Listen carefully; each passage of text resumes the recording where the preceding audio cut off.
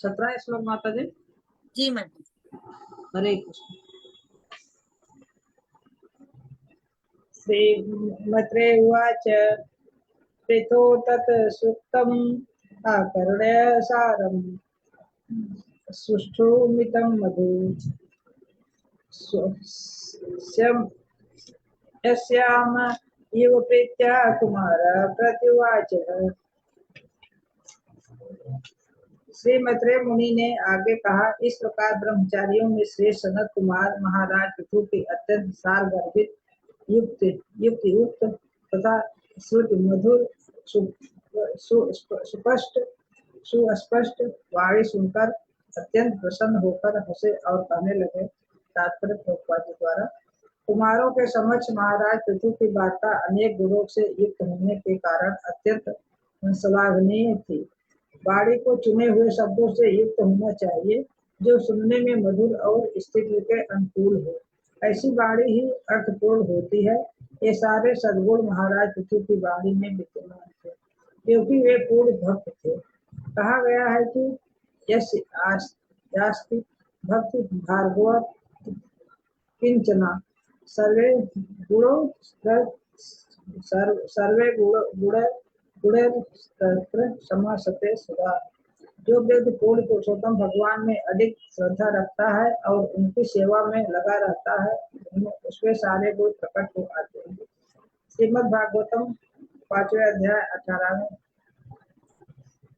श्लोक 18-12 में इस प्रकार कुमारगण अत्यंत प्रसन्न हुए और सनत कुमार ने इस प्रकार कहना प्रारंभ किया। हरे कृष्ण। आप सभी का हार्दिक स्वागत है प्रकटालीन श्रीमद् भागवतम क्लास में। हम अध्ययन कर रहे हैं इस श्लोक में तथा इस अध्याय में कि जैसे ही इतने सुंदर शब्द का प्रयोग किया था स्वयं पृथु महाराज ने, तो वह सभी शब्दों को श्रवण करके चार कुमार बड़े प्रसन्न हो गए थे। जो इतने सुंदर ब्रह्मचारी है वो पृथु महाराज की सभी वाक्यों को सुन के, और पृथु महाराज के वाक्य कैसे थे, बड़े मीनिंगफुल थे, उसके अंदर बड़ा अर्थ छुपा हुआ था, एकदम परफेक्ट शब्दों का इस्तेमाल किया गया और जितना जरूरी था उतने ही शब्द बोले गए, वो भी बड़े मिठास के साथ। तो मिठास के साथ बोले गए, सुनने में वो बड़े मीठे लग रहे थे और चार कुमार बड़े संतुष्टि के साथ बड़ी सुंदर सी मुस्कान देने लगे और इस प्रकार उन शब्दों को उच्चारण किया। अब श्री प्रभुपाद बड़ा ही सुंदर सा तात्पर्य देके बता रहे हैं कि पृथु महाराज ने जितने भी वाक्य स्वयं चार कुमारों के सामने बोले वो बड़े ही सराहनीय है, बड़े ही तारीफ जनक है। क्यों? क्योंकि हर एक व्यक्ति के जो वाक्य मुख से निकलते हैं वो गिने चुने शब्दों के ही होने चाहिए। ऐसे शब्द होने चाहिए जो सुनने में बड़े मधुर लगे और उस स्थिति में, उस परिस्थिति में फिट बैठने वाले शब्द होने चाहिए। क्या कहा जा रहा है, हमारी वाणी कैसी होनी चाहिए, ये हम सबके लिए आचरण के लिए है, ये सब हम सभी को आचरण करना चाहिए। क्या कहा जा रहा है, हम सबकी वाणी कैसी होनी चाहिए, गिने चुने शब्दों को सोच समझ के शब्द कहने चाहिए और साथ ही में ऐसे शब्द जो सुनने में बड़े मधुर हो और उस परिस्थिति में एकदम परफेक्टली फिट बैठने वाले शब्द हो। तब जाके आपकी जो वाणी होती है ना वो अर्थजनक होती है, मीनिंगफुल होती है, उसके सुनने के पीछे फायदा होता है। यह सभी अच्छा गुण जो था वह पृथु महाराज के वाक्य में था क्योंकि वो एक पूर्ण भक्त थे, परफेक्ट डिवोटी थे। क्योंकि भागवतम में कहा गया है 5वें स्कंद के 18वें अध्याय के 12वें श्लोक में, यस्यास्ति भक्तिर् भगवती अकिंचना सर्वैर गुणस् तत्र समस्त सुरः। इसका अर्थ क्या है कि एक व्यक्ति जिसको भगवान के ऊपर अटूट विश्वास है और निरंतर भगवान की सेवा में लग जाता है, उसके अंदर सभी गुण अपने आप प्रकट हो जाते हैं। क्या कहा जा रहा है, एक ऐसा भक्त जिसे भगवान के ऊपर अटूट विश्वास है, भगवान के ऊपर पूरा विश्वास है और वह भगवान की प्रेम में भक्ति में सेवा में लग गया है, तो जितने भी अच्छे गुण हैं वो अपने आप ही उस व्यक्ति के अंदर प्रकट हो जाते हैं। और इसीलिए चार कुमार पृथु महाराज के इन शब्दों को सुनकर बड़े प्रसन्न हुए और बड़ी प्रसन्नता पूर्वक क्या कहने लगे, इस प्रकार से उन्होंने अपने शब्दों को कहा। क्या कहा? सुनीता अग्रवाल माता जी पढ़िए।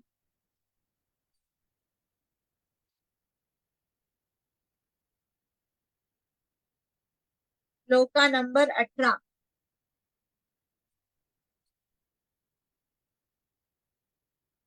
अनम्यूट कीजिए।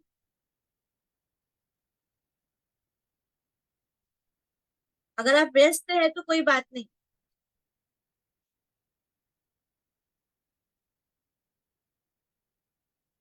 ठीक है, मंजू माता जी आप पढ़ लीजिए।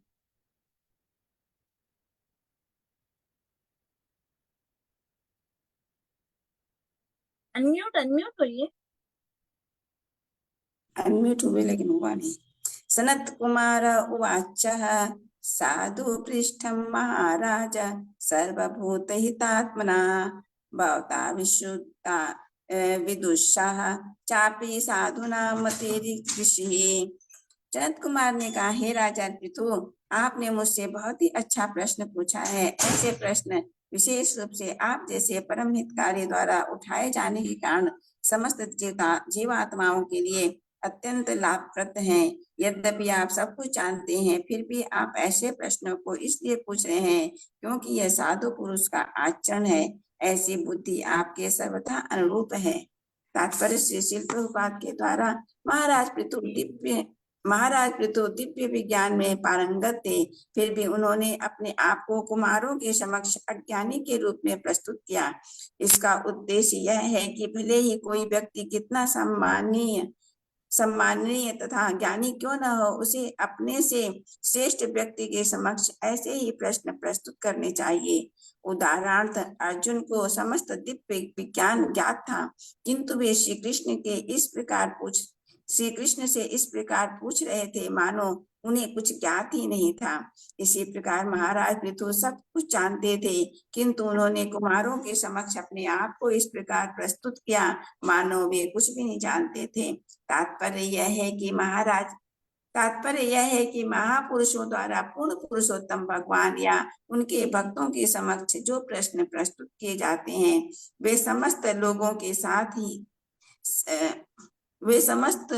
लोगों के लाभ के लिए होते हैं। अतः कभी कभी महापुरुष जानबूझकर उच्चतर अधिकारी से प्रश्न करते हैं, क्योंकि वे सदैव दूसरों के कल्याण का चिंतन करते रहते हैं। हरे कृष्णा। हरे कृष्णा।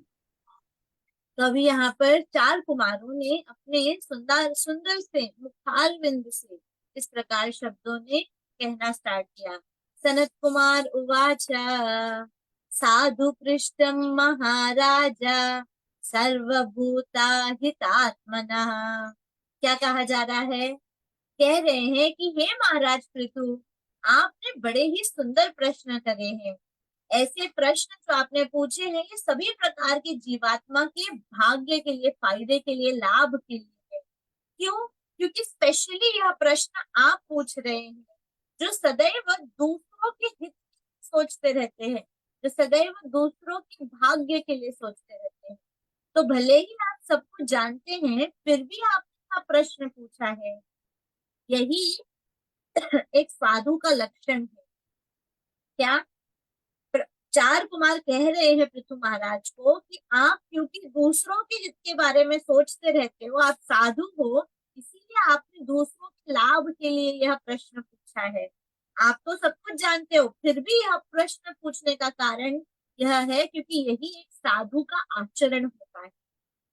आपके इस पद पे इस तरह की बुद्धि बड़ी ही सराहनीय है।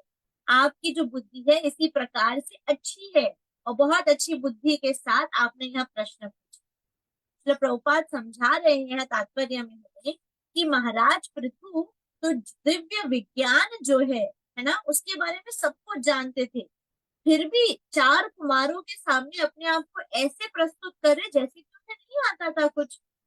क्योंकि आइडिया यह था कि भले ही अगर कोई व्यक्ति बड़े ही दिव्य पद पे है और वो सब कुछ जानता है, फिर भी जो उनसे वरिष्ठ वैष्णव होते हैं, सीनियर होते हैं, उनके सामने प्रश्न प्रस्तुत करने चाहिए। क्या? भले ही कोई व्यक्ति है जो बड़ा ज्ञानी है, भक्ति में बहुत अच्छा है, परंतु अपने वरिष्ठ वैष्णवों के सामने, अपने से सीनियर डिवोटी, सुपीरियर डिवोटी के सामने प्रश्न प्रस्तुत करने चाहिए। जैसे कि एग्जाम्पल दिया गया है अर्जुन का। अर्जुन पूरा का पूरा दिव्य विज्ञान जानते थे, फिर भी उन्होंने कृष्ण को प्रश्न किया ऐसे जैसे कि मैं कुछ जानता ही नहीं हो। कार्पण्य दोषो उपहत स्वभाव पृच्छामि त्वाम धर्म सम्मूढ़ चेता। मैं पूरा कंफ्यूज हो गया हूँ, मेरे में चेतना नहीं है, क्या करूं? इसलिए मैं आपका दास बन रहा हूँ, आपका शिष्य बन रहा हूँ, आप मुझे उपदेश दीजिए। अर्जुन को सब कुछ पता था, पर हमारे लाभ के लिए वह इस प्रकार का प्रश्न।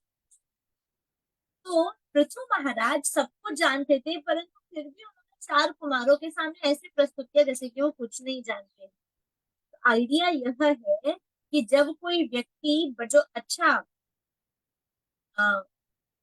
कोई भी व्यक्ति जब बहुत अच्छी भक्ति के पद पे होता है और जब वह भगवान के सामने या भक्तों के वरिष्ठ वैष्णवों के सामने जाता है, तो वह प्रश्न पूछता है जनता की भलाई, सभी जीवात्माओं की भलाई। इसीलिए कई बार ऐसे महान वैष्णव महाभागवत अपने आप को ऐसी परिस्थिति में डालते हैं और फिर वो उनसे प्रश्न पूछते हैं। उनसे अर्थात उनसे जो वरिष्ठ वैष्णव है, जो ऊंचे पद पे है, उनसे प्रश्न पूछते हैं। किसके लिए? सभी के हित के लिए, सभी के लाभ के लिए, ताकि इस प्रश्न से सभी का लाभ हो सके, इस प्रश्न से सभी का फायदा हो। समझ आया सभी को? ठीक है, आइए आगे क्या कह रहे हैं। हर एक क्वेश्चन जो पृथु महाराज ने किया था, अब उन हर एक क्वेश्चन का जवाब यहाँ पर पृथु महाराज के समक्ष 4 कुमार देने थे। ठीक है, सुनीता माता जी आप पूरा श्लोका पढ़िए अभी, श्लोका और तात्पर्य। श्लोका नंबर 19। संगम कलौ साधूना पढ़ रहे हैं। धैर्य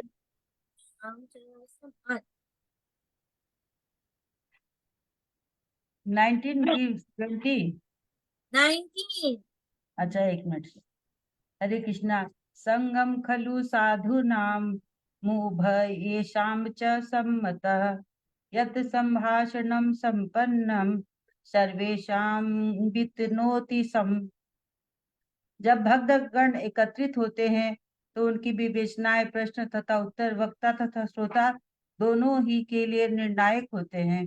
इस प्रकार ऐसा समागम प्रत्येक व्यक्ति के लिए वास्तविक सुख के लिए लाभप्रद होता है। तात्पर्यशील प्रभुपाद के द्वारा भक्तों के वार्तालाप को सुनना ही पूर्ण पुरुषोत्तम भगवान के सशक्त संदेश को प्राप्त करने का एकमात्र साधन है। उदाहरणार्थ श्रीमद् भगवत गीता दीर्घकाल से सारे संसार में विशेष रूप से पश्चिमी जगत में विख्यात है, किंतु भक्तों द्वारा विषय की विवेचना होने के कारण इसका कोई प्रभाव नहीं हुआ। कृष्ण भावनामृत आंदोलन की स्थापना के पूर्व पाश्चात्य जगत का एक भी व्यक्ति कृष्ण भावना भावित नहीं हुआ, किंतु जब उसी श्रीमद् भगवत गीता को यथारूप में परंपरा के माध्यम से प्रस्तुत किया गया तो इसका प्रभाव आध्यात्मिक अनुभूति के रूप में तुरंत प्रकट हुआ। 4 कुमारों में से एक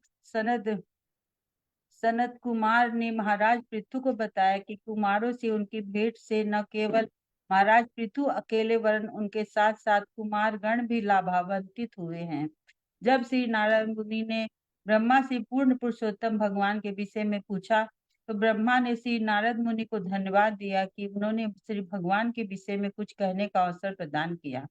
अतः किसी एक साधु पुरुष द्वारा किसी अन्य साधु पुरुष से श्री भगवान के विषय में या उनके जीवन के चरम उद्देश्य के विषय में पूछे गए प्रश्न प्रत्येक वस्तु को आध्यात्मिक बना देते हैं। जो कोई भी ऐसी चर्चा का लाभ उठाता है वह इस जन्म तथा अगले जन्म में सुख प्राप्त करता है। उभयेषां शब्द को कई प्रकार से वर्णित किया जा सकता है। सामान्यतः लोग 2 प्रकार के होते हैं, भौतिकवादी तथा अध्यात्मवादी। भक्तों की चर्चाओं से दोनों ही प्रकार के लोग लाभान्वित होते हैं। भौतिकवादी को भक्तों की संगति से लाभ होता है कि उसका जीवन नियमित हो जाता है। जिससे उसके भक्त बनने या जीवात्मा की वास्तविक स्थिति को समझने हेतु वर्तमान जीवन को सफल बनाने की संभावना बढ़ जाती है। जब मनुष्य इस संसार का लाभ उठाता है तो अगले जन्म में उसका मानव देह धारण करना या पूर्णतः मुक्त होकर श्री भगवान के धाम को वापस जाना सुनिश्चित हो जाता है। निष्कर्ष के रूप में कहा जा सकता है कि यदि कोई भक्तों की चर्चा में सम्मिलित होता है तो उसे भौतिक तथा आध्यात्मिक दोनों रूप से लाभ होता है। वक्ता तथा श्रोता एवं कर्मी तथा ज्ञानी समान रूप से लाभान्वित होते हैं। भक्तों के बीच आध्यात्मिक विषयों से संबंधित चर्चाएं सबके लिए बिना किसी अपवाद के लाभप्रद होती है। फलतः कुमारों ने यह स्वीकार किया कि इस मिलाप से न केवल राजा लाभान्वित हो रहे थे वरन कुमार भी लाभ उठा रहे थे। हरे कृष्णा।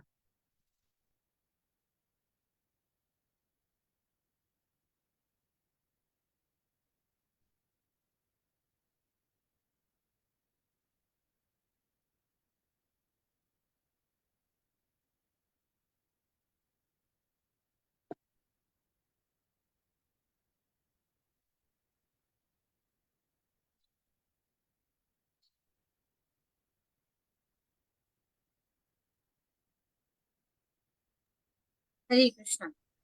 तो आगे इस श्लोका में उत्तर दे रहे हैं चार कुमार, और चार कुमार उत्तर देते हुए बता रहे हैं कि जहां जहां पर भक्तों का समूह होता है वहां वहां पर समागम, समूह अर्थात समागम होता है, तो उनकी विवेचनाएं, प्रश्न तथा उत्तर वक्ता तथा श्रोता दोनों ही लिए निर्णायक होते हैं। समझ में आ रहा है कि जहां जहां भक्त समागम होता है, जहां जहां भक्त एक साथ होते हैं, वहां पर विवेचनाएं होंगी, यानी कि डिस्कशंस होंगे, प्रश्न होंगे, प्रश्नों के उत्तर होंगे, और वह प्रश्न तथा उत्तर जो है वो सारांश बन जाते हैं प्रवक्ता के लिए तथा ऑडियंस के लिए। और ऐसे समागम जो भक्तों के होते हैं ये सभी के सच्चे सुख के लिए है, ये सभी के सच्चे लाभ के लिए। तात्पर्य में श्री प्रभुपाद हमें समझा रहे हैं कि भक्तों के वार्तालाप को सुनना ही भगवान के सशक्त संदेश को प्राप्त करने का एकमात्र साधन। कहा जा रहा है कि भक्तों के बीच में जो वार्तालाप होता है उसको सुनने से ही भगवान का जो दिव्य उपदेश है वो हम समझ सकते हैं। जैसे कि भगवत गीता तो हम दुनिया भर में जानते हैं कि बहुत सदियों से यह एक वार्तालाप था भगवान कृष्ण में और अर्जुन में, है ना। तो यह वार्तालाप से हम जैसे जीवों का सबका उद्धार हो रहा है। क्यों? क्योंकि यह ऐसा टॉपिक है जो कि सिर्फ भक्त ही नहीं, सभी डिस्कस करेंगे तो सभी का लाभ होगा। जैसे कि बताया जा रहा है सदियों से जो पाश्चात्य देश है वहां पर भगवत गीता सबको रही है, परंतु भक्त क्योंकि इसके बारे में चर्चा नहीं कर रहे थे इसलिए ऐसा कोई लाभ नहीं हो रहा था। कोई भी व्यक्ति, एक भी व्यक्ति पाश्चात्य देश में कृष्ण भावनामृत नहीं बन पाया इससे पहले कि श्रील प्रभुपाद ने कृष्ण भावनामृत आंदोलन नहीं शुरू किया था। तो जब तक श्रील प्रभुपाद ने कृष्ण भावनामृत आंदोलन नहीं शुरू किया तब तक कोई भी कृष्ण भावनामृत पाश्चात्य देश में नहीं बन पाया। पर जैसे ही श्रील प्रभुपाद ने यह सुंदर सा आंदोलन शुरू कर दिया उसके पश्चात क्या हुआ, सभी बड़े अच्छे कृष्ण भक्त बन गए। उसी प्रकार से जो भगवत गीता है, भगवत गीता को प्रस्तुत किया जाता है गुरु शिष्य परंपरा के माध्यम से, और यह जो असर है आध्यात्मिक साक्षात्कार का, ये जो आत्म साक्षात्कार हम करते हैं वह तुरंत प्रकट होता है। देखिए जब उसी भगवत गीता को यथारूप में परंपरा के माध्यम से प्रस्तुत किया जाता है तो इसका प्रभाव आत्म साक्षात्कार के रूप में तुरंत प्रकट होता है। जब यह भगवत गीता का जो दिव्य ज्ञान है इसे यथारूप जैसे दिया गया वैसे का वैसे ही गुरु शिष्य परंपरा में प्रस्तुत किया जाए तो तुरंत व्यक्ति को आत्म साक्षात्कार अनुभव होता है, क्योंकि अपनी मनगढ़ंत बातें नहीं कर रहे, वो क्या कर रहे हैं, जो शास्त्रों में बताया गया है वही बात को रिपीट कर रहे हैं, और ऐसे वैसे तरीके से नहीं, सही ढंग से एकदम परफेक्ट तरीका जो है वे उस तरीके से उन वाक्यों को रिपीट कर रहे हैं, इसीलिए सबका लाभ हो रहा है। समझ आ रहा है ना आप सभी को? इसीलिए कहा जाता है ऐसे व्यक्तियों से श्रवण नहीं करना चाहिए जो लाभ, आर्थिक लाभ के लिए यह सभी कार्य करते हैं, क्योंकि वो पैसों की इच्छा करेगा सिर्फ, वह सही ढंग से जो भगवत ज्ञान आपको प्राप्त होना चाहिए वह नहीं। तब यहाँ पर इस श्लोक में जो सनत कुमार है, 4 कुमारों में से एक, उन्होंने पृथु महाराज को कहा, क्या कहा कि पृथु महाराज का 4 कुमारों से मिलना सिर्फ पृथु महाराज के लिए लाभदायक था, परंतु 4 कुमारों के लिए भी लाभदायक था। जब नारद मुनि ने एक बार प्रश्न किया था ब्रह्मदेव से कि परम पुरुषोत्तम भगवान श्री कृष्ण कौन है, तो नारद मुनि को ब्रह्मदेव ने आभार प्रकट किया कि हे नारद, मैं तुम्हारा आभारी हूँ कि तुमने मुझे भगवान के गुणों का गान करने का मौका प्रदान किया। इसीलिए कोई भी प्रश्न यदि एक साधु दूसरे साधु के सामने प्रस्तुत करता है और वह प्रश्न परम पुरुषोत्तम भगवान श्री कृष्ण के बारे में है, तो इससे सभी का लाभ हो जाता है। हम आध्यात्मिक रूप से एकदम एकदम प्रशस्त हो जाते हैं, और जो भी व्यक्ति इस वार्तालाप का फायदा उठाता है, इससे सभी का फायदा होता है। इस जन्म में भी फायदा होगा और आने वाले जन्मों में भी फायदा होगा। इसीलिए कहा जाता है प्रश्न पूछो, प्रश्न पूछो, क्योंकि प्रश्न करते हैं तो प्रश्न करने पर सही उत्तर प्राप्त होता है, उससे सबका फायदा हो जाता है ना। इसीलिए सुनना चाहिए, सुन के समझना चाहिए, और सुन के समझने के बाद प्रश्न भी करने चाहिए। तो यहाँ पर यह श्लोक शब्द आया है उभयेषाम। इस उभयेषाम शब्द को अनेकों तरीके से प्रस्तुत समझाया जा सकता है। समाज में अधिकतर 2 श्रेणी के लोग होते हैं। कौन है 2 श्रेणी के? एक है भौतिकवादी और एक है आध्यात्मिक। भौतिकवादी कौन होता है? जो पूरी तरह से भौतिक जगत में रमा हुआ है, इंद्र तृप्ति में। आध्यात्मिकवादी कौन है? जो आध्यात्मिक स्तर पे है, भक्ति से जुड़ा हुआ है ना। अब जब भक्तों के बीच में चल रहे वार्तालाप को अगर कोई आध्यात्मिकवादी सुनता है या भौतिकवादी सुनता है, तो दोनों का लाभ होता है। भले एक आध्यात्मिकवादी सुने या भौतिकवादी सुने, दोनों का ही लाभ होता है। एक भौतिकवादी का लाभ क्यों होता है? क्योंकि वो भक्तों के संग में आ रहा है। उसका जीवन का यह भाग्य उदय होता है कि उसे एक मौका दिया जा रहा है कि बेटा तू सुधर सकता है, माया के चुंगल से बच के कृष्ण की शरण में आ सकता है। इससे तेरा ये जन्म और आने वाले कई जन्म तेरे सुधर जाएंगे। समझ आ रहा है ना। यह होता है फायदा यदि एक आध्यात्मिकवादी की बातें एक भौतिकवादी सुनता है। यानी कि भौतिकवादी यदि कोई भी अच्छे भक्तों के संग में आकर उनके वार्तालाप को सुन ले, तो उसको मौका मिलता है कि वो समझ सके कि वे उसकी अच्छी ओरिजिनल पोजीशन क्या है, वो कहाँ से आया है, कहाँ जाएगा। यही सब चीजों को वो समझ सकता है। तो जैसे ही वह इस समय का लाभ उठाता है, भक्तों के संग में रहने लग जाता है, तो क्या होता है? इस जन्म में तथा आने वाले अगले जन्मों में उसको गारंटी मिल जाती है कि वो या तो इस जन्म में, आने वाले अगले जन्म में उसे मौका मिलने वाला है भगवान के भगवत धाम जाने का। उसे निश्चित हो जाता है कि अगला जन्म में वो कुत्ता नहीं बनेगा करता हुआ, स्वर नहीं बनेगा, झुटबिष्टा पे छपाक छपाक नाचेगा। उसे कम से कम इंश्योरिटी हो जाती है कि मैं 2 पैरों पे चलने वाला मनुष्य बनूंगा, और अगर मैंने उस मनुष्य जन्म में भक्ति कर ली तो मैं अगले जन्म में क्या होगा? भगवत धाम चला जाऊं। तो इसीलिए सारांश यह है कि यदि कोई व्यक्ति भक्तों के बीच में चल रहे वार्तालाप में भागी बनता है, भले ही वो कोई भी एक आध्यात्मिकवादी हो या भौतिकवादी हो, तो भी उसका लाभ होता है, दोनों का ही फायदा होता है। क्या कह रहे हैं? जो प्रवक्ता होते हैं तथा जो श्रोता होते हैं, दोनों का फायदा होता है। कर्मी और ज्ञानी, भले ही कर्मी व्यक्ति बैठा हो या ज्ञानी व्यक्ति बैठा हो, दोनों का ही लाभ होगा। और इसीलिए जो गुरु होते हैं, यदि उनसे हमने वार्तालाप कर लिए, तो वह तो सभी के लिए बहुत ही भाग्यशाली है। यदि गुरु के बीच में जो वार्तालाप चल रहा है, इसको हमने श्रवण किया, तो इससे तो कोई भी बच नहीं सकता, ये तो एक्सेप्शनल है, आउट ऑफ द वर्ल्ड है। गुरु के, यदि गुरुदेव भक्तों के साथ में वार्तालाप करे और उसको हमने सिर्फ श्रवण किया तो उसका हमारा उद्धार होने की बात है। इसीलिए 4 कुमार यहाँ पर कह रहे हैं कि यह भेंट सिर्फ पृथु महाराज आपके लिए नहीं परंतु हमारे लिए भी बड़ी लाभकारी, सिर्फ आप ही के लिए नहीं परंतु हमारे लिए भी बड़ी आनंदमय। इसीलिए जहां पर भी आपको भक्त दिखते हैं जो कि आध्यात्मिक चर्चा कर रहे हैं, उसका आपको लाभ उठाने का प्रयास करना चाहिए। यदि हम लाभ उठाएंगे तो हम फायदे में रहेंगे, लाभ नहीं उठाएंगे तो नुकसान में रहेंगे, आपकी इच्छा है। जैसे कि जब कोई कर रहा, तो इधर सुना है क्या तूने, वो ऐसा कर, नहीं पता है तुझे, नहीं पता है, उधर आ मैं बताती हूँ।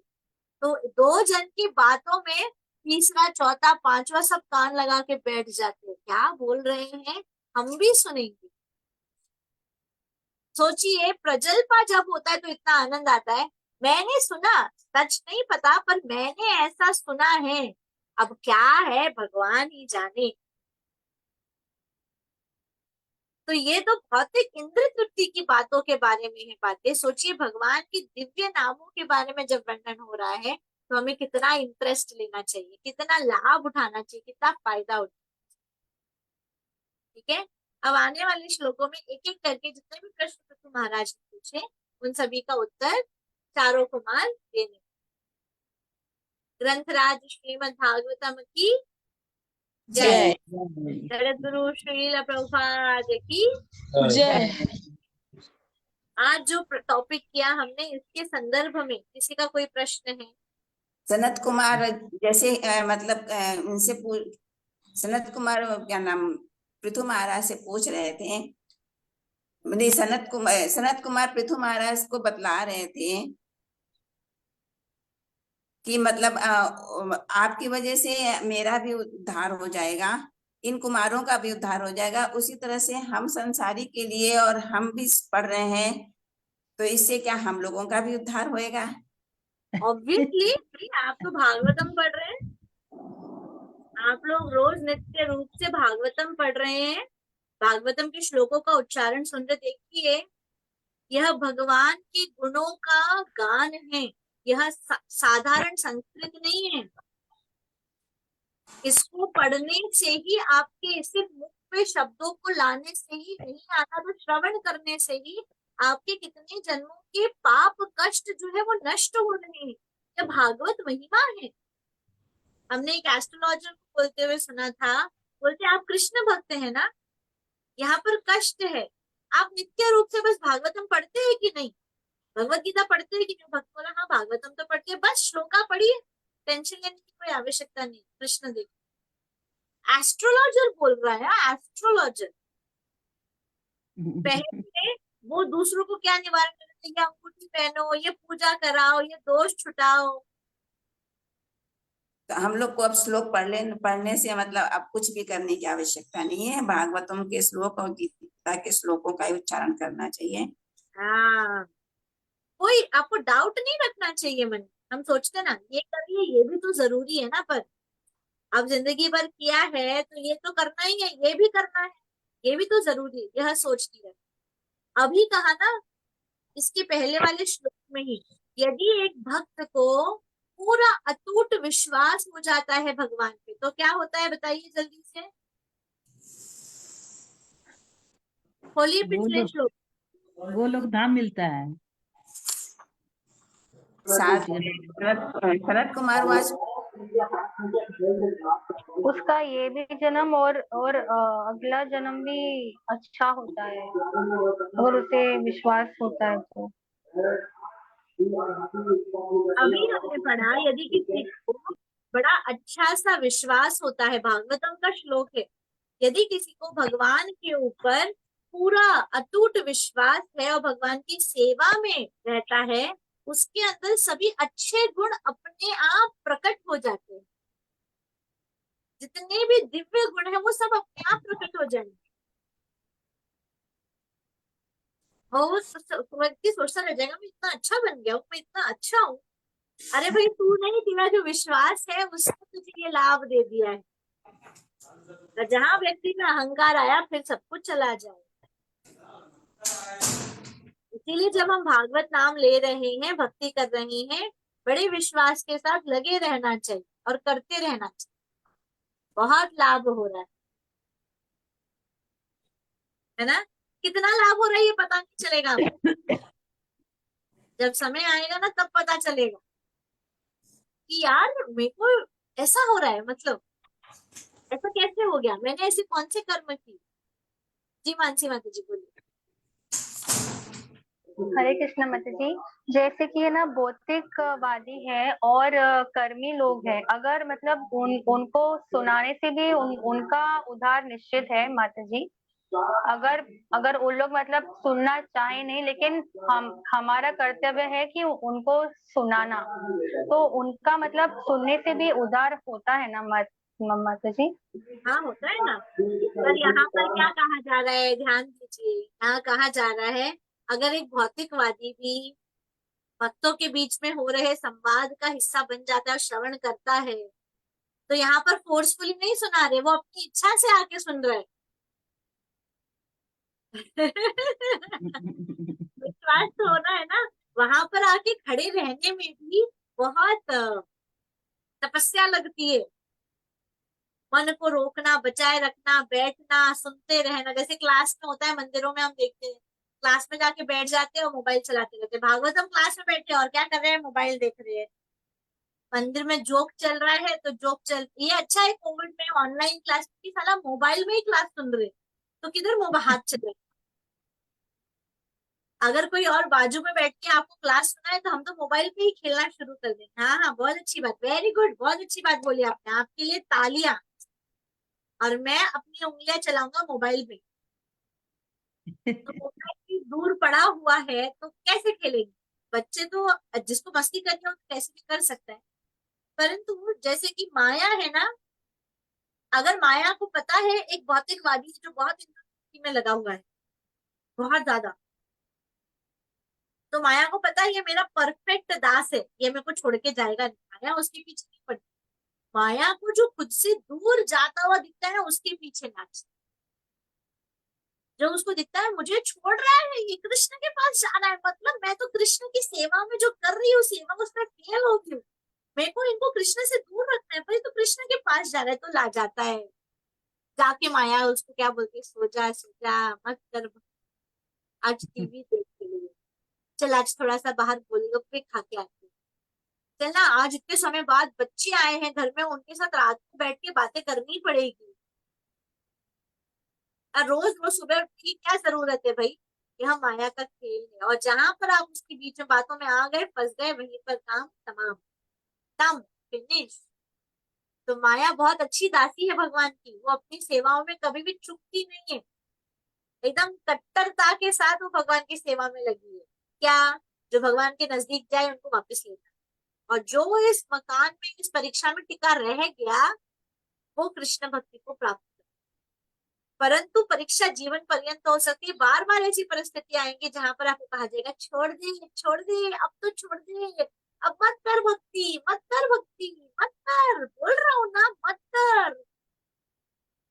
और जहां बोला नहीं कर रहा, ओके, आज इसलिए नहीं कर रहा, आज इसलिए नहीं कर रहा, माया बोली वेरी गुड, अब तो वापस मेरे पास आ। अच्छा, माता जी, माया, लेकिन माया मन नहीं है ना। माया मतलब मन से ही उसका वो आता है ना आवाज की ना, ऐसे मत मत करो, उसका क्या होता है मतलब माया इट्स एक कोई लेडी तो नहीं है ना कि वो हमको वो करेगा, लेकिन क्यों नहीं है उसका भाई क्या। लेडी? माया क्यों नहीं है लेडी? माया देवी स्वयं है। जो दुर्गा जी है वो कौन है? भगवान की बहिरंगा शक्ति है, देवी है वो, माया देवी कहा जाता है। हाँ, वो खेलती पर हमारे मन से। अब देखिए, आपको एक बात बताऊं, आज से 70 साल पहले क्या डिप्रेशन नाम की बीमारी होती थी? डिप्रेशन नहीं माता जी। कौन से शरीर के अंग में डिप्रेशन होता है? कौन सा शरीर का अंग है जो काम करना बंद कर देता है और आपको डिप्रेशन होता है, और इतना डिप्रेशन हो जाता है कि व्यक्ति सुसाइड कर लेता है जाके। अच्छा खासा चलता फिरता आदमी जाके खुद मर जाता है, ऐसा कैसे हो सकता है? यह कलयुग का प्रभाव है।